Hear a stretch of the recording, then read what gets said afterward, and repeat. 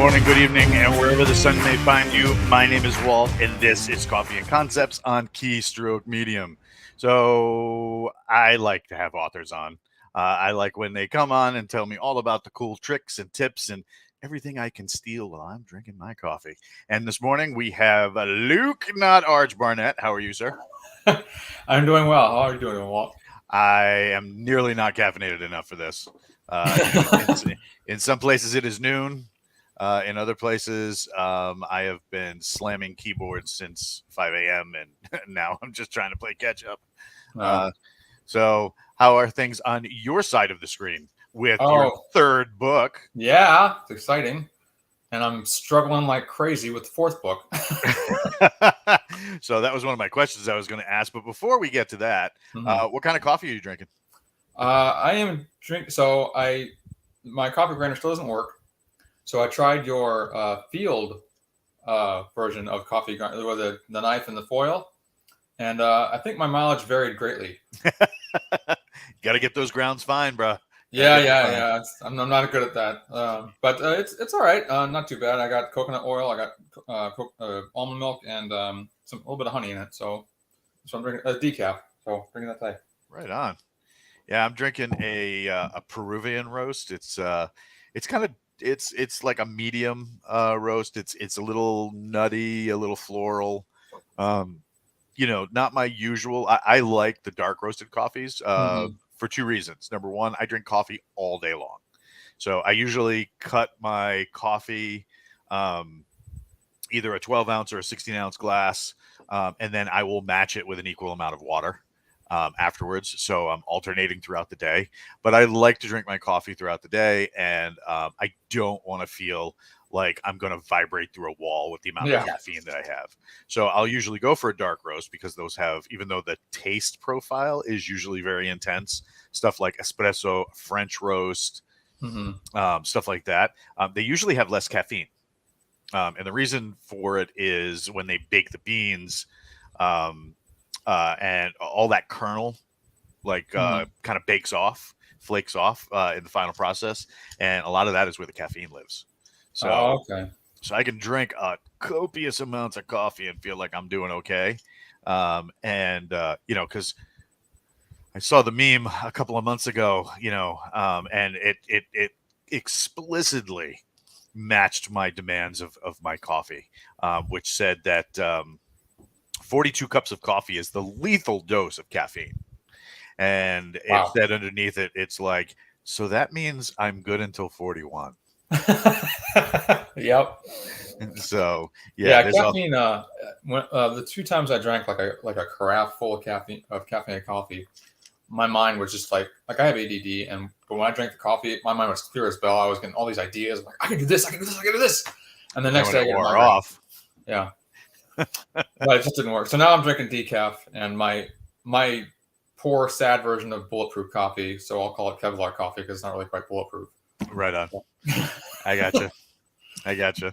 So let's talk about book 3, right? Yes. Which The Dark Weight of Justice. So where did that title come from? So that's the story. So the theme of the book, which I found out as I was writing it, is revenge. So a lot of the characters are involved in revenge plots, coming at them from different angles with different backgrounds, and showing how revenge is it may sometimes be confused with justice, and then the consequences of that are never good. So I started with the Thicker Than Blood was the original title. Blood runs thicker than water, vengeance runs thicker than blood is what the idea was. But I got some negative feedback for that, so I started playing around with something, and I wound up with Retribution's Pendulum, which is a cool concept, but it's a mouthful to say. It really is. And you really want that people to be like, you want it to roll off the tongue. So somebody, perusing it on an online store or on a shelf is going to be like, oh yes, I love the dark weight of justice. It kind of roll, what was it? Revenge Pendulum? No, Retribution's Pendulum. Retribution's Pendulum. Yeah. a little weighty. Yeah. So I played around with a bunch of different versions of the Dark Weight of Justice, and wound up with this. I wanted to go with a 2-word because the first 2 books are 2-word Right on. titles, but I just couldn't cram it into 2 words without it being something like that. So I wound up with this, and I mean it's a little wordy, but I think it works and it conveys the idea, the dark, ominous tone of the book. So in book 3, do all of these revenge plots line up so that it kind of slaps right into the target, and 3 books is a full arc, or is this still a continuation of a story that aims to go longer? It's both. So 3 books is a continue. The third book is a completion of an arc. So in this series, in this trilogy, the Federation has turned Empire, and they're building this super weapon. Not quite like the Death Star. It's a little different. Actually, it's a lot different, but that's okay. Don't spoil it. So at the end of this book, I knew I didn't want to leave my readers hanging with that stuff. So I said, okay, I need to wrap this up. I need to take care of this weapon issue thing because that's what's been going on with Heroes from the beginning. So I wrap that up in this book. I still leave some things open for future books, not cliffhangers, but things that aren't quite resolved yet, things that aren't quite mysteries that aren't quite solved. And as far as the revenge plots, yeah, they really, one particular revenge plot winds up concluding the actual the weapon arc, while the others do tie into it. They don't directly solve it themselves. But the one revenge plot that does is kind of almost like a whiplash. Like, whoa! Hopefully my readers didn't see it coming, but then they look back and say, oh, that makes sense. I don't want to be a Deus Ex Machina. Like, well, that came out of nowhere. Yeah. Ray and what's his name kissing at the end. Oh my God, no. No, and I am so grateful for people like yourself. I am especially grateful for Jason Onspach and Nick Cole. Oh yeah, who have said, I do not like this, but I don't fault anybody else who does. right. But Oh this yeah. is not for me. I'm going to go over here and do my jam. Mm-hmm. Because old Star Wars for me is the only Star Wars, and Yeah. when you crush a series like they did, and as a love letter to the fans of the thing they loved, that is just like rock solid. And like you said, you don't want to be a Deus Ex Machina, Right. like Rey was. Oh, she's got magic. Emperor blood or whatever, and that's why Right. she's so awesome without training and blah blah blah. No. Nobody No. put in the work for that. There was No. no No payoff. foreshadowing or anything. Yeah, so And I I feel mean, like I did that with the first book. I mean, I didn't do it with the first book. So a character's special power is revealed at the end of the first book, and I did foreshadow it. I put 3 different instances where he's saying something that kind of foreshadows that, but I I think I was too subtle with it or something like that because I've had 1 or 2 comments that say, "Hey, this came out of nowhere." It's like, no, it didn't. But I guess you just missed it. It's too subtle. So I right put on. the blame on my shoulders, not on my reader's shoulders. So I got to be Yeah. more overt, I guess. Yeah, you gotta be careful reading some of the reviews because it's like somebody dropped a uh Hulk kitty. Yes, he knows what I'm talking about. He edited it, and she was one of those people. She was like, "Oh, this came out of nowhere." I'm like, "No, it didn't," but she helped me to flesh it out a little bit more to make it more obvious. So Right on. Yeah, Kayleen's awesome. Kayleen's good people. Yeah, Yep. and she does really good work. So, yeah, that's awesome that she did the edits. So where book 3 kind of takes us, right? Mhm. Do you feel like readers will get that sense of fulfillment? But is it like chicken parmesan? It's that comfort food you'll always return to. Um, it's the thing that you'll, if you see it on a menu, you're like, I really want to try this, but they have chicken parm. Will we get that sensation from book 4 where people are like, well, I've read book 3, but I really did like it. I really like, I should get book 4. Is it, do you feel like readers will come to that? I think so. I hope so, because there's so much more to explore in this universe, in this galaxy, and there's a lot of unknown factors at play, and I'm hoping that they will come back to see what happens to certain characters, and how the overall series arc finally gets resolved. Right on. So, like, for those people who are out there and who are, also like, I don't know, like for the, not to your books, but to like Star Wars and stuff like that. What are some of the things that this series as a whole will appeal to fans of like Star Trek, Babylon 5, Killjoys, like all of that? All the sci-fi influences. Yeah, I think just the fun run and gun type of action that happens. And the space fantasy version of it is very, element of it is very there. I've got the Armored Core, which are homages to Galaxy's Edge, because Galaxy's Edge is awesome, and I wanted a copy. Don't say copy. That gets dangerous. No, inspired by, because I could never emulate what Jason and Nick have done. But there's those elements. There's the I don't go into the political realm, because I'm no good at that, and I find that absolutely boring and dull. Not to criticize those who write that. It's all for them. That's great, And what's his name? Jeff Haskell just came out with a Star Trek-ish series, but it's very much more military, grounded in reality type of thing. And I can't write that stuff, and I find that too convoluted for my taste. Not anyone else who likes it, that's fine. It's great. He's a great writer, but for me, that's not my style. So mine's more just a space romp through this galaxy, but it's not without explanation. It's not just like, oh, he just made it up. Gandalf can just cast spells, Actually, in book 4, I'm actually giving some explanation to some things like blaster bolts and hyperspace. And when I feel like it's necessary, I'll give explanations to different technologies that are just like, okay, where did that come from? And I'll explain why it's there. So there's that fun space, just like let go and just enjoy the story. But there's also that grounding of like, this works because this. Yeah. Even if it's not completely grounded in science. So I got excited for a second because you said Armored Core. Yes. And I am a huge fan of those video games from back in the day. I don't think I know those video games. So do you know Titanfall? I've heard the name.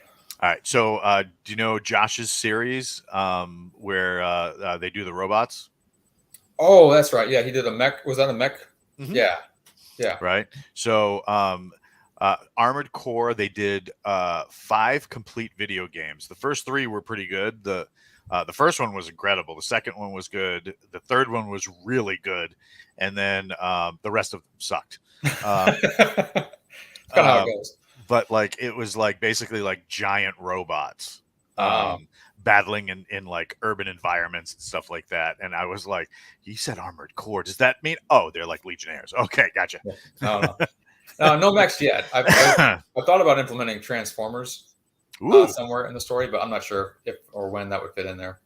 Right. No, Armored Core, I like it. I'm not well researched as Jason or in the military like Nick, but I did my best to be as accurate as I could, or historically accurate, and still take some liberties. But yeah, they're the Armored Core, CORPS, but their motto is cores of armor and hearts of steel. Oh, there you go. Yeah, so it's like a play on words there. Core as in CORPS or CORE? When they say cores of armor, CORE. Right. The core is armor, but they're in the core, Gotcha. That's pretty cool. That's pretty cool, actually. They don't run around saying it every 5 minutes, do they? No. I think I have it like twice or maybe 3 times the most in the whole Oh my series. god, that drives me bananas. Yeah, no. You get like a writer who will be like, you know, what is it? Oh, this is the way. This is the way. This is the Oh way. yeah, This no, is the way. This is the way. It's like, dude, stop. yeah, shut up. Yeah, no, no. Yeah, I wouldn't have been able to deal, but yeah, that's pretty cool. Now, do they is the armor assisted, or is it just like stormtrooper armor where they're in the armor and it's all muscle powered? No, it's in the armor. There's probably assisted. There's probably servo armor in existence. I haven't written anything about Oh, that, I but was gonna say you're the author. You don't know. yeah, well, no, I don't know because I'm a discovery writer and I make things up as I go, and then I think, oh, Gotcha. this guy's gonna have servo armor, or whatever. Um, and so yeah, there's probably that in there, but I haven't written any of it in there yet. There is an issue with the armor and the undersuits that they use in book.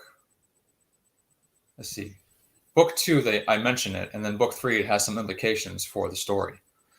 And Does it cause cancer? Because everything causes cancer. no cancer, nope. But there's some heavy stuff that goes down because of that armor.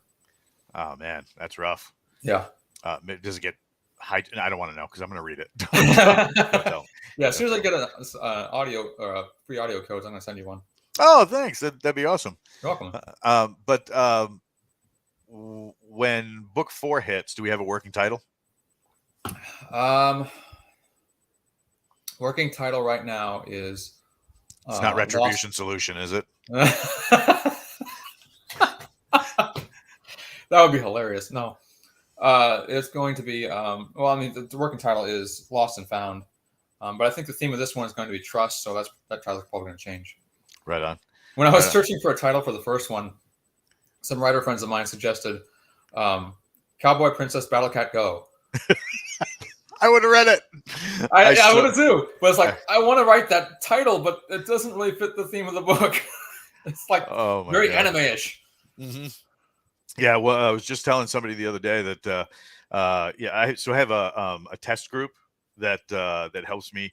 So I own a role playing game company, and the test group will sometimes ask the test group like, hey, what do you guys want to test out next, right? And or is there something you want me to build that we haven't done yet? And one guy says, yeah, alien zombie cowboy ninjas.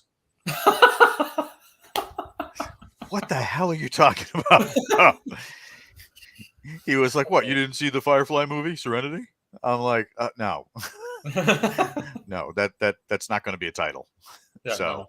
he's like, well, you're boring. But what isn't boring is Galactic Core. You can get all 3 books right now. Yes. Is the what's the audio looking like? So last I checked, it was like a week or 2 ago. Athon told me that the first book audio was in edits, so it's probably getting close to being done, but it's proceeding slowly. So then eventually they'll do book 2 and 3, and book 3 might be a while because it's the first 2 books are like 80,000 words. The second book is the third book is 110,000 words. And a guy at my church who's been reading my books, he brought the third one to get signed the other day. And, the first 2 books like this, and the third book was like this. I'm like, oh my goodness, did I write that many words? So that might take a while for the audio. I don't know. Hopefully not too long. Well, it depends. I mean, most of the narrators can usually, if they buckle down, can usually bust it out pretty tight. So, that's pretty cool. Have you heard the Arch voice yet? I haven't. I'm so eager. I want to hear it. I'm waiting for them to finish this so I can I don't know if they. I guess I don't send proofs to the author, but yeah. But that's cool. Whatever. But I want to. I would have been on the phone, been like, "Look, I need the dailies. Cut and print that to me, please." Yeah, I need a. I wrote a sheet to give to the narrator to help him with voices, and for Arch, I said Arch sounds like Rocket the Raccoon and Archie Bunker had a baby and put it in a sentient cat. Yeah, that would hurt. Yeah. Put the brain. Yeah, that would hurt. Yeah. So the Dark Weight of Justice is out now, and you should get that immediately. You can find that on Amazon. You can find that. Can they go to your website and get it, or should they just go through Amazon? I need to put it on my website. Yeah, go to Amazon, but I will put it on my website too as well. Yes. There you go. Cool. Yeah. And LukeTBarnett.com. people want to stalk you on the internet. What's the best place to do that? I'm on Amazon. I'm on Facebook, Luke and Rose Barnett. You can go to my website, LukeTBarnett.com. And those are the main places I hang out. I am on Twitter and Instagram, Bard of Today, but I don't hang out there too often. But if you send a message, I'll see it. But yeah, email me. Email is authorlife with LukeTBarnett@gmail.com. This guy right here, Leo Vaccaro. This is the guy. This is the guy you want reading your books. Yeah. So please, everybody, go out, grab Dark Weight of Justice, grab Galactic Core, Hyperspace Outlaws, the middle book in the series. Just a really, really, really great title, Artificial Malevolence. Thanks. That is a really great title. Thanks. So find it, read it, drop a review, drop Luke a note, let him know that whether or not you enjoyed it. If you enjoyed it, to give him all the praise. If you didn't enjoy it, give him constructive criticism. And what you'd like to see more of, that'd be awesome. Yeah, absolutely. Maybe next time a talking surfing iguana. That would be interesting. Make sure to check us out on Keystroke Medium on YouTube, and if you want to have a more of an intense conversation with everybody, go to the Keystroke Medium Facebook group and start up a conversation. Lots of authors hang out there and would love to talk to you and pick your brain. If you need some coffee, please run over to keystrokemedium.com, hit the coffee button, and pick your poison to drop into your cup. And Leo wants to know, are you also giving out the winning lottery numbers? No, not today. Yeah. Well, Luke's not, but I am. And the winning number